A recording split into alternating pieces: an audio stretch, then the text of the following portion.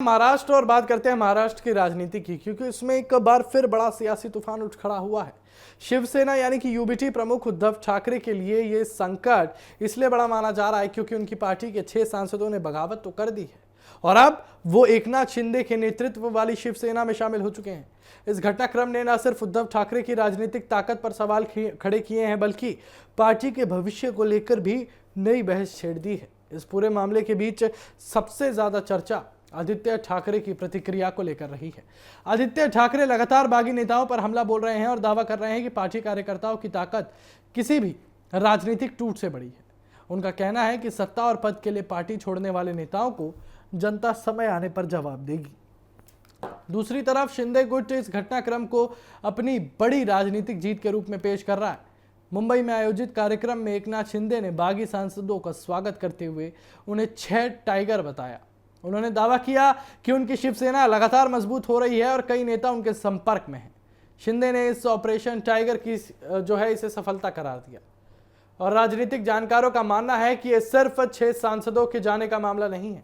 इसके पीछे संगठन के भीतर बढ़ती असंतुष्टि और नेतृत्व को लेकर सवाल उठ रहे हैं। हालात ऐसे हैं कि उद्धव ठाकरे द्वारा बुलाई गई महत्वपूर्ण बैठक में कुछ विधायक भी अनुपस्थित रहे, जिससे पार्टी के भीतर और टूट की अटकलें तेज हो गई हैं।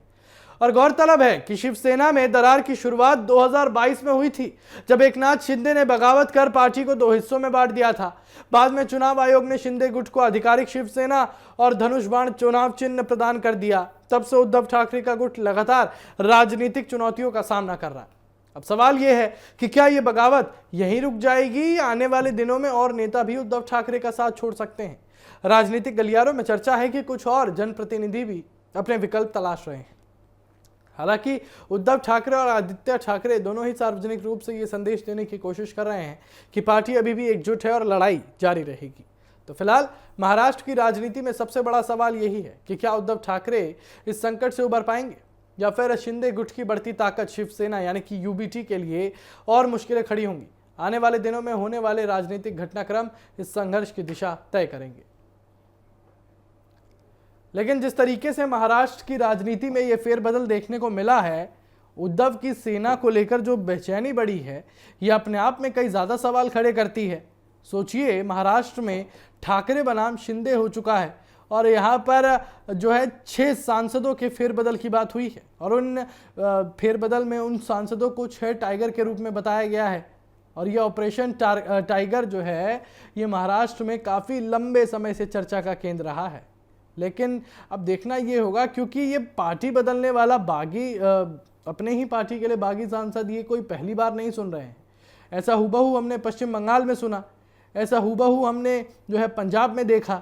लेकिन पंजाब में वो आम आदमी पार्टी छोड़ के सांसद सारे बीजेपी में चले गए। लेकिन यहाँ पर बंगाल की बात की जाए या महाराष्ट्र की बात की जाए, ये दोनों इलाके अपने आप में, दोनों राज्य अपने आप में संवेदनशील हैं, क्योंकि यहाँ पर बागी गुट की वजह से, बागी सांसदों की वजह से जितने भी मजबूत प्रतिनिधि थे, जितने भी मजबूत पार्टियां थी, अब उनके पसीने छूट रहे हैं। उनको अब मुश्किलों का सामना करना पड़ रहा है। उनके लिए आगे की जो दिशा है वो दिशाहीन होती जा रही है।